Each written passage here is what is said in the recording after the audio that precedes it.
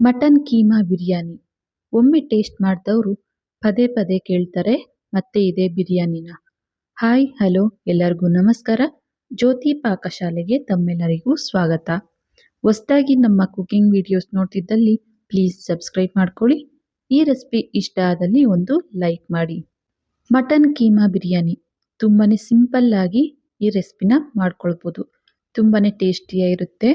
ಬನ್ನಿ ಈ ಸಿಂಪಲ್ ಆದಂತಹ ಟೇಸ್ಟಿಯಾದಂತಹ ಮಟನ್ ಕೀಮಾ ಬಿರಿಯಾನಿ ಮಾಡೋದು ಹೇಗೆ ಅಂತ ನೋಡೋಣ. ಮೊದಲಿಗೆ ನಾನಿಲ್ಲಿ ನೋಡ್ಬೋದು ಈ ಗ್ಲಾಸಲ್ಲಿ 1.5 ಗ್ಲಾಸ್ ಆಗುವಷ್ಟು ಬಾಸುಮತಿ ರೈಸನ್ನು ತಗೊಂಡಿದ್ದೇನೆ. ಮಾಮೂಲಿ ಸೋನಾ ಮಸೂರಿ ಅಕ್ಕಿ ಆದರೂ ಈ ರೆಸಿಪಿನ ಮಾಡ್ಕೊಳ್ಬೋದು. ನಾನಿಲ್ಲಿ ಅಕ್ಕಿನ 2 ರಿಂದ 3 ಸಾರಿ ನೀಟಾಗಿ ತೊಳೆದು ತಗೊಬರ್ತೇನೆ. ನೋಡಿ, ತೊಳೆದಿರುವಂತಹ ಈ ಅಕ್ಕಿಗೆ ಸ್ವಲ್ಪ ನೀರನ್ನು ಸೇರಿಸಿ ಒಂದು 10 ರಿಂದ 15 ನಿಮಿಷ ಇವನ್ನ ನೆನೆಸಿಡಬೇಕಾಗುತ್ತೆ. ಈ ರೀತಿ ನೆನೆಸಿಟ್ಟು ನಾವು ಬಿರಿಯಾನಿನ ಮಾಡೋದ್ರಿಂದ ಉದುರುದ್ರಾಗಿ ಚೆನ್ನಾಗಾಗುತ್ತೆ. ನಂತರ ಗ್ಯಾಸ್ ಮೇಲೆ ಕುಕ್ಕರನ್ನು ಇಟ್ಟು ಗ್ಯಾಸ್ ಹಚ್ಕೊಳ್ತೇನೆ. ಇದಕ್ಕೆ ಸ್ವಲ್ಪ ಎಣ್ಣೆನ ಹಾಕ್ಕೊಳ್ತೇನೆ. ಹಾಗೆಯೇ 1 ಟೀ ಸ್ಪೂನ್ ಆಗುವಷ್ಟು ತುಪ್ಪನೂ ಸಹ ನಾನಿಲ್ಲಿ ಹಾಕ್ಕೊಳ್ತೇನೆ.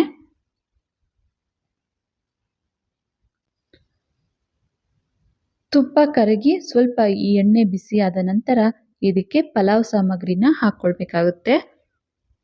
1 ರಿಂದ 2 ಮರಾಠೆ ಮೊಗ್ಗು, ಹಾಗೆಯೇ 1 ರಿಂದ 2 ಪಲಾವ್ ಎಲೆ, 1 ಅನಾನಸ್ ಹೂವು, ಹಾಗೆಯೇ ಸ್ವಲ್ಪ ಚಕ್ಕೆ, ಹಾಗೆ 1 ಏಲಕ್ಕಿ, ಸ್ವಲ್ಪ ಸೋಂಪು ಕಾಳನ್ನು ಇದಕ್ಕೆ ಸೇರಿಸ್ಕೊಳ್ತೇನೆ.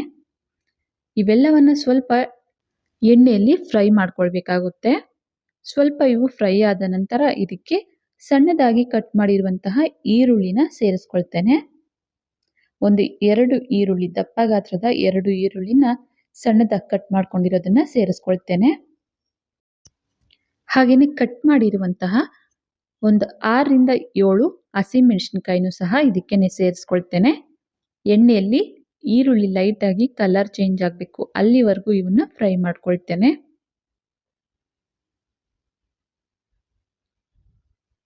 ಈರುಳ್ಳಿ ಚೆನ್ನಾಗಿ ಫ್ರೈ ಆಗೋವರೆಗೂ ಇವನ್ನ ಫ್ರೈ ಮಾಡ್ಕೊಳ್ಬೇಕಾಗುತ್ತೆ.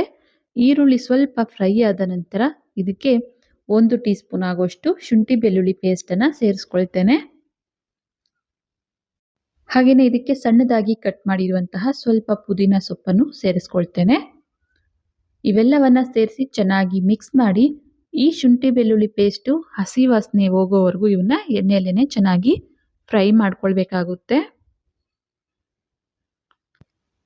1-2 ನಿಮಿಷಗಳ ಕಾಲ ಈ ಶುಂಠಿ ಬೆಳ್ಳುಳ್ಳಿ ಪೇಸ್ಟು ಹಸಿ ವಾಸನೆ ಹೋಗೋವರೆಗೂ ಲೋ ಫ್ಲೇಮಲ್ಲಿ ಫ್ರೈ ಮಾಡಿಕೊಂಡ ನಂತರ ಈಗ ಇದಕ್ಕೆ ಮಸಾಲೆಗಳನ್ನು ಸೇರಿಸ್ಕೊಳ್ತೇನೆ.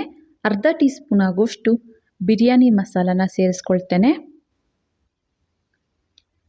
ಹಾಗೆ ಅರ್ಧ ಟೀ ಸ್ಪೂನ್ ಆಗುವಷ್ಟು ಧನಿಯಾ ಪುಡಿ, ಅರ್ಧ ಟೀ ಸ್ಪೂನ್ ಆಗುವಷ್ಟು ಅಚ್ಚ ಖಾರದ ಪುಡಿ, 1/4 ಟೀ ಸ್ಪೂನ್ ಆಗುವಷ್ಟು ಗರಂ ಮಸಾಲನ ಇದಕ್ಕೆ ಸೇರಿಸ್ಕೊಳ್ತೇನೆ. ನಂತರ ರುಚಿಗೆ ತಕ್ಕಷ್ಟು ಉಪ್ಪನ್ನು ಸಹ ಸೇರಿಸ್ಕೊಳ್ತೇನೆ. ಹಾಗೆಯೇ ಇದಕ್ಕೆ 2 ಟೇಬಲ್ ಸ್ಪೂನ್ ಆಗುವಷ್ಟು ಗಟ್ಟಿ ಮೊಸರನ್ನ ಹಾಕ್ಕೊಳ್ತೇನೆ. ಮೊಸರನ್ನ ಸೇರಿಸಿ ಚೆನ್ನಾಗಿ ಇದನ್ನು ಮಿಕ್ಸ್ ಮಾಡ್ಕೊಳ್ಬೇಕಾಗುತ್ತೆ. ನಾವು ಹಾಕಿರುವಂತಹ ಮಸಾಲೆ ಮೊಸರು ಎಲ್ಲ ಮಿಕ್ಸ್ ಆಗೋ ರೀತಿ ಇದನ್ನು ಮಿಕ್ಸ್ ಮಾಡಿಕೊಂಡ ನಂತರ ಬೇಯಿಸ್ಕೊಳ್ಳೋಣ. ಇದನ್ನು ಸ್ವಲ್ಪ ಈ ಮಸಾಲೆ ಎಲ್ಲವನ್ನ ಹಸಿ ವಾಸನೆ ಹೋಗೋವರೆಗೂ ಫ್ರೈ ಮಾಡಿದ ನಂತರ ಒಂದು ಅರ್ಧ kg ಆಗುವಷ್ಟು ಕೈಮಾನ, ನೀಟಾಗಿ ತೊಳೆದಂತಹ ಕೈಮಾ ಇದಕ್ಕೆ ಸೇರಿಸ್ಕೊಳ್ತಾ ಇದ್ದೇನೆ.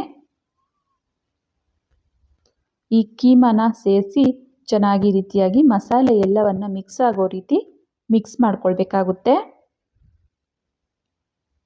ಈ ಮಟನ್ ಕೀಮಾ ಮಸಾಲೆ ಎಲ್ಲವನ್ನ ಮಿಕ್ಸ್ ಮಾಡಿದ ನಂತರ ಈಗ ಇದಕ್ಕೆ ಕುಕ್ಕರ್ ಲಿಡ್ಡನ್ನು ಕ್ಲೋಸ್ ಮಾಡಿ ವಿಜಿಲನ್ನು ಇಟ್ಟು ಇದನ್ನ 2 ವಿಜಿಲ್ ಕೂಗಿಸ್ಕೊಳ್ತೇನೆ.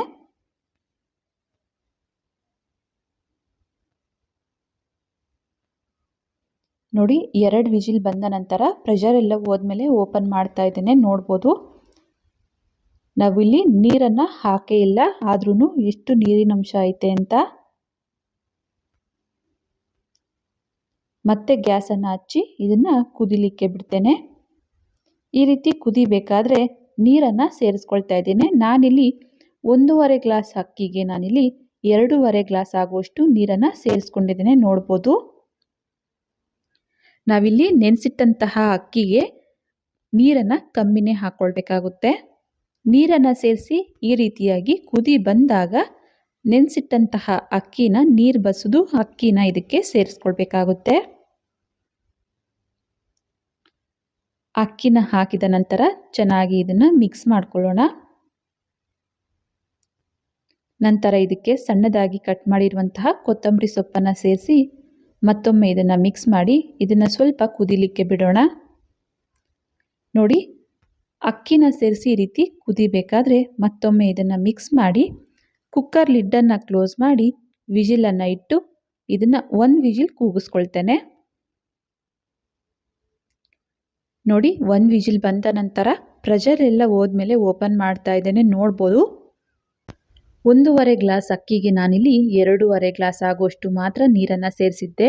ಹಾಗೆಯೇ ಒಂದು 15 ನಿಮಿಷದ ಮುಂಚೆನೇ ಅಕ್ಕಿನ ನೆನೆಸಿಟ್ಟಿರೋದ್ರಿಂದ ತುಂಬಾ ಉದುರುದ್ರಾಗಿ ಚೆನ್ನಾಗಾಗುತ್ತೆ ಬಿರಿಯಾನಿ. ನೋಡ್ಬೋದು ಕೀಮಾ ಬಿರಿಯಾನಿ ಎಷ್ಟು ಉದುರುದ್ರಾಗಿದೆ ಅಂತ. ಈಗ ಈ ಮಟನ್ ಕೀಮಾ ಬಿರಿಯಾನಿನ ಒಂದು ಪ್ಲೇಟಿಗೆ ಸರ್ವ್ ಮಾಡ್ತಾ ಇದ್ದೇನೆ. ನೋಡಿದ್ರಲ್ಲ, ತುಂಬಾ ಸಿಂಪಲ್ಲಾಗಿ ಟೇಸ್ಟಿಯಾದಂತಹ ಮಟನ್ ಕೀಮಾ ಬಿರಿಯಾನಿ ಮಾಡುವ ವಿಧಾನ. ಮಟನ್ ಬಿರಿಯಾನಿಗಿಂತ ಈ ಮಟನ್ ಕೀಮಾ ಬಿರಿಯಾನಿ ತುಂಬಾ ಟೇಸ್ಟಿಯಾಗಿರುತ್ತೆ. ತಪ್ಪದೇ ಒಮ್ಮೆ ಟ್ರೈ ಮಾಡಿ ಹೇಗೆ ಬಂದಿತ್ತು ಅಂತ ಕಮೆಂಟ್ ಮಾಡಿ. ಈ ರೆಸಿಪಿ ನಿಮಗೆ ಇಷ್ಟ ಆಗಿದೆ ಅಂದ್ಕೊಳ್ತೇನೆ. ಇಷ್ಟ ಆದಲ್ಲಿ ಈ ವಿಡಿಯೋಗೊಂದು ಲೈಕ್ ಮಾಡಿ. ಯಾರೆಲ್ಲ ಸಬ್ಸ್ಕ್ರೈಬ್ ಮಾಡ್ಕೊಳ್ದೆ ವಿಡಿಯೋ ನೋಡ್ತಿದ್ದಲ್ಲಿ ಪ್ಲೀಸ್ ಸಬ್ಸ್ಕ್ರೈಬ್ ಮಾಡ್ಕೊಳ್ಳಿ. ಈ ರೆಸಿಪಿ ಹೇಗೆ ಅನ್ನಿಸ್ತು ಅಂತ ಕಮೆಂಟ್ ಮಾಡಿ. ಹಾಗೆ ಈ ರೆಸಿಪಿ ಇಷ್ಟ ಆದಲ್ಲಿ ನಿಮ್ಮ ಫ್ರೆಂಡ್ಸ್ ಆ್ಯಂಡ್ ಫ್ಯಾಮಿಲಿ ಮೆಂಬರ್ಸ್ಗೆ ಈ ವಿಡಿಯೋನ ಶೇರ್ ಮಾಡಿ. ಧನ್ಯವಾದಗಳು.